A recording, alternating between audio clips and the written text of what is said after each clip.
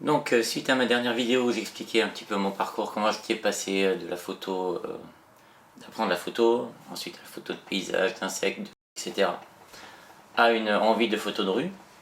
J'en étais arrivé à un point où je prenais des portraits de rue, mais j'avais envie de passer un petit peu à autre chose et de me rapprocher des modèles que je commençais à apprécier, comme Alex Webb. Et donc je me suis dit, bah, je vais m'acheter un 35 mm et je vais pouvoir prendre des scènes plus larges et il n'y aura pas de problème, je vais faire des super photos. Sauf que en fait, en m'achetant le 35 mm, je me suis aperçu que j'avais changé d'objectif, mais j'avais pas tellement encore réussi à changer de point de vue, c'est-à-dire que je me plaçais là où je me plaçais avant, quand je prenais mes photos, c'est-à-dire trop loin. Donc j'ai vite vu que l'enjeu, c'était, pour faire des meilleures photos, c'était de se rapprocher. Et là, je pense que beaucoup de photographes de rue vont comprendre ce dont je vais parler. Ça pose quand même pas mal de problèmes d'essayer de se rapprocher. Alors pour moi, ça en pose 4 principaux. Le premier et le plus gros, c'est le problème du courage. C'est-à-dire que venir en face d'une personne pour aller le shooter, moi je suis d'un naturel timide, c'est pas un truc que j'ai forcément comme ça spontanément envie de faire. Donc ça vient un peu à l'encontre de mon plaisir de la photo. Et ça, du coup, ça m'embête quand même beaucoup parce que j'ai envie de ça et en même temps, mon caractère ne correspond pas tellement à cette pratique. Le deuxième souci, c'est un problème de discrétion, c'est-à-dire qu'on va vite être repéré quand on fait ça, et être repéré, ça veut aussi dire peut-être avoir des problèmes, devoir se justifier, et donc peut-être il faut apprendre un petit peu les droits du photographe, ce qu'on a le droit de faire, ce qu'on n'a pas le droit de faire, pour pouvoir répondre tranquillement mais fermement à ce qu'on peut faire. Je précise quand même pour ceux qui ne sauraient pas que la liberté du photographe, normalement, elle lui permet, la liberté artistique, de prendre des photographies dans la rue, même des personnes isolées.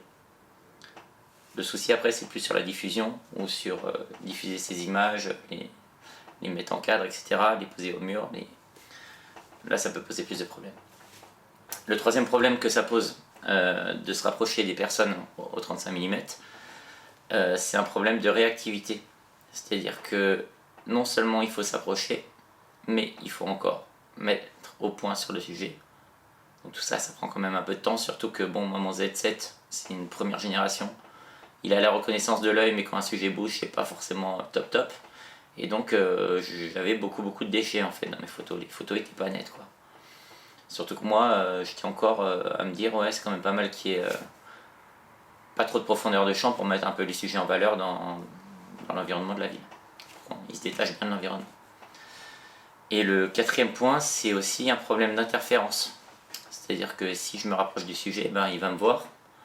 Alors ça peut être un peu intéressant d'avoir un eye catching, un contact de regard, mais je vais quand même le sortir de ce qu'il fait et donc je vais peut-être plus avoir quelque chose de très naturel. Donc ces 4 points, ils m'ont vraiment bloqué pendant un gros moment. Et d'autant plus que j'avais un appareil photo qui était lourd, pas maniable et qui m'empêchait en fait de complètement m'éclater dans la rue.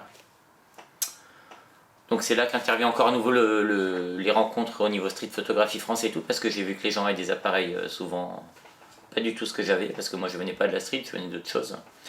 Et les gens ils avaient des Leica, des Fuji et tout, des trucs vraiment discrets. Et je me suis dit, c'est peut-être ça le truc en fait, déjà pour arriver à se rapprocher des gens, il faut un truc plus discret. Et donc j'ai vendu le 35 mm que je venais d'acheter.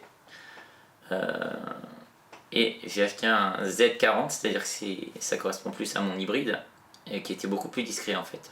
C'est un tout petit objectif. Et avec ce Z40, du coup, j'étais en configuration beaucoup plus légère, maniable, et ça a tout de suite été beaucoup plus intéressant. Mais ça n'a pas enlevé tous mes problèmes, donc ça a résolu quand même le problème de la maniabilité. Problème du courage, bon, c'était encore un peu compliqué pour moi, j'étais encore un peu trop loin et bon, je shootais encore des gens souvent de dos. Discrétion, ça allait. Il y avait aussi ce problème d'arriver à mettre au point qui n'était pas totalement satisfaisant.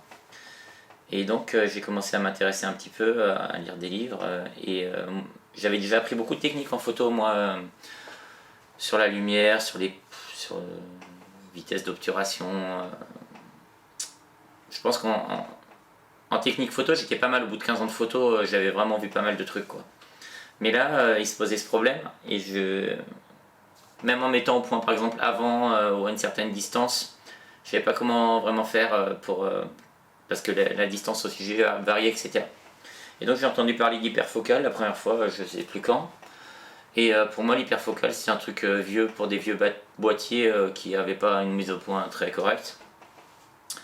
Et l'hyperfocal, ben, c'est en fait pour vous dire c'est une technique qui permet en passant en manuel en fait, de faire sa mise au point avant de shooter. C'est-à-dire moi je fais ma mise au point quasiment pour tout l'après-midi. Et je sais que toute ma zone de l'image va être nette. Toute mon image, quasiment de 2 mètres jusqu'à l'infini, va être nette. Alors ça, j'ai essayé avec mon 40 mm. Mais bizarrement, en fait, j'arrivais pas, même en fermant le diaphragme au-delà de... même à f16, à ce que mon image soit vraiment nette autant que je voulais du début à la fin. Et ça me posait problème et j'ai regardé des échelles d'hyperfocale et tout, et puis je me suis rendu compte qu'en fait l'hyperfocale elle est quand même beaucoup liée à la focale que vous utilisez. C'est-à-dire qu'à 40 mm, on est déjà un peu trop de niveau de zoom pour que ça fonctionne correctement. En fait, quand vous faites une photo avec votre téléphone, souvent elle est nette du début à la fin parce qu'ils sont faits pour ça, quoi. Ils ont des capteurs grand angle. Et le 40 mm, c'est pas tout à fait un grand angle. Et donc je me suis dit, peut-être il faut que je passe encore plus court en fait. Et là c'était quand même un enjeu parce que moi, déjà qui avait du mal à prendre des photos en étant assez proche à 40 mm, à 35, le faire à 26, c'était encore un autre challenge. Mais j'ai repéré sur internet un objectif qui m'avait l'air particulièrement sympathique pour mon Nikon Z. C'est un 26 mm en fait pancake. C'est-à-dire que c'est un objectif qui est vraiment minuscule. Est-ce que je l'ai quelque part? Je vais essayer de le trouver. Voilà, le pancake. Ouais, il est grand comme ça. Et donc il est particulièrement discret. Et je me suis dit, ça pourrait être quand même vachement bien en photo de rue. Et l'avantage du 26 mm, c'est que la zone d'hyperfocale, du coup, elle est beaucoup plus large que sur un 40.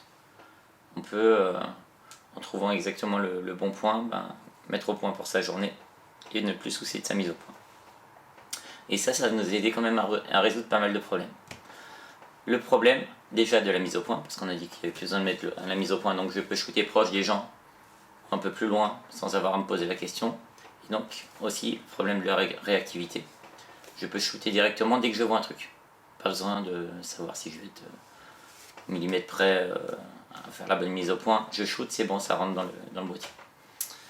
Et surtout, ça aide, c'est pour un souci particulier, c'est le souci de la discrétion. C'est-à-dire qu'en faisant ça, en fait, vous pouvez vous rapprocher des gens, marcher en face d'eux, regarder votre écran et en fait les shooter sans qu'ils s'en rendent compte.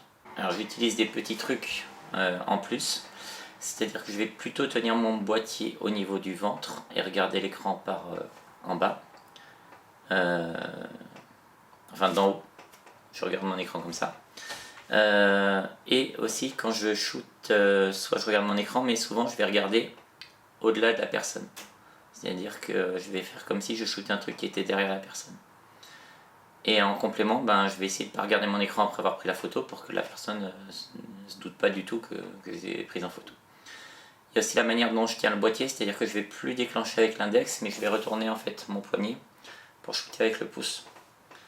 Et ça, étant comme ça, du coup, au niveau du ventre, avec mon pouce, beaucoup plus bas que ce que je montre là, ça permet en fait qu'on n'ait pas la sensation que je suis en train de déclencher. Et donc, en faisant comme ça, je me suis rendu compte que tous mes problèmes de timidité, de réactivité, tout ça, c'était réglé en fait. Je pouvais vraiment, à partir de là, m'éclater et avoir tout net dans une photo. Et tout net, ça permet de faire des trucs qui sont vraiment, vraiment chouettes. C'est-à-dire que au lieu de composer pour une seule personne, on va essayer de s'arranger pour que j'ai avoir une personne au premier plan et puis avoir un autre truc qui se passe au deuxième et peut-être éventuellement un truc qui se passe au troisième plan. Et donc construire des espèces d'histoires interactives avec des personnes qui se connaissent pas mais qui à un moment ont été ensemble dans une image. Et je trouve ça assez excellent de se dire, ces personnes-là, elles se connaissent pas, mais à un moment, elles ont une histoire commune, et la seule histoire commune qu'elles ont, c'était au moment où elles étaient en même temps dans cette photo. Alors, comment est-ce que je fais, moi, pour essayer de construire ces histoires? C'est... alors, parfois, je prends des photos assez réactives, où il y a des gens qui sont placés, et puis je les prends en passant. Mais parfois, si je vais repérer, par exemple, des personnes qui sont immobiles. La personne immobile, elle peut constituer un deuxième ou un troisième plan qui est très intéressant. Et donc en fait, je vais attendre qu'il y ait une personne mobile qui vienne, par exemple, aller dans mon premier plan. Ou alors, je vais aller me déplacer pour choper un bout de premier plan, par exemple une main ou quelque chose, tout en gardant ma personne immobile au deuxième plan. Et donc ça, ce qui est très bien avec les grands angles, avec le 26 par exemple, c'est qu'en fait, on a très vite fait de changer de point de vue au grand angle. Il suffit de bouger un petit peu et la photo est complètement différente. Si vous êtes au 85, vous voulez shooter quelqu'un, vous n'avez pas beaucoup d'angles possibles. Même si vous décalez de 10 mètres vers la droite ou vers la gauche, votre photo ne va pas énormément changer. Alors que là, si vous êtes quasiment à 3 mètres des gens, il suffit de vous tourner ou de vous bouger un petit peu pour avoir tout de suite une photo différente et pour intégrer des éléments, même d'arrière-plan, qui peuvent être super intéressants. Et donc cette pratique de la photo là, elle vient complètement répondre à mes besoins, parce que je suis quelqu'un d'assez dynamique, et quand je faisais les photos de paysage et tout, j'aimais bien le rendu et tout, mais voilà, il fallait se poser, mettre le filtre, faire la mise au point, changer 4 paramètres. Et ça, enfin, j'avais besoin aussi d'être peut-être un peu plus zen, moi, et d'avoir une pratique un peu zen, mais honnêtement, ce côté dynamique de la photo de rue, là, où on est entre les gens, on bouge, on voit quelqu'un, on court, on va se mettre derrière, on le rattrape, on change d'angle, c'est un truc qui me passionne, quoi. C'est hyper réactif, en fait. Et on a vraiment l'impression de pouvoir agir sur sa photo, et de ne pas être complètement passif par rapport à sa photo.